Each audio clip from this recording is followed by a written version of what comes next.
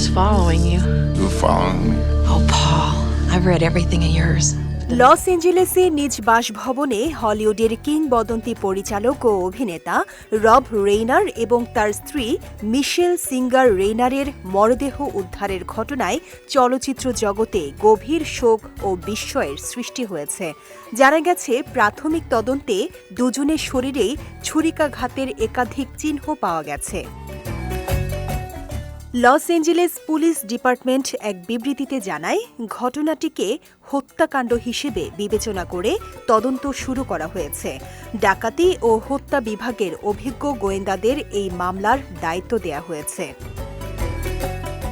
সংবাদ মাধ্যমের খবরে বলা হয়েছে, রেইনারের বাড়ি ঘিরে বিপুল সংখ্যক পুলিশ মোতায়েন রয়েছে এবং এলাকায় নিরাপত্তা জোরদার করা হয়েছে। লস এঞ্জেলেসের মেয়র ক্যারেন বাজ এক শোক বার্তায় বলেন, রব রেইনারের মৃত্যু শহর ও বিশ্ব চলচ্চিত্রের জন্য অপূরণীয় ক্ষতি। রব রেইনার ছিলেন হলিউডের অন্যতম প্রভাবশালী ব্যক্তিত্ব।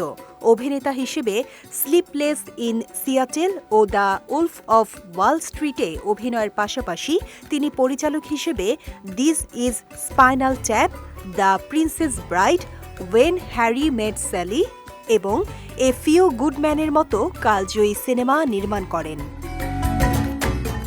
1989 সালে মিশেল সিঙ্গার রেইনারের সঙ্গে বিবাহ বন্ধনে আবদ্ধ হন রব রেইনার। এই দম্পতির 3 সন্তান রয়েছে। ঘটনায় তদন্ত চলমান থাকায় পুলিশ বিস্তারিত তথ্য প্রকাশে সতর্কতা অবলম্বন করছে। Misery Spirit is still alive.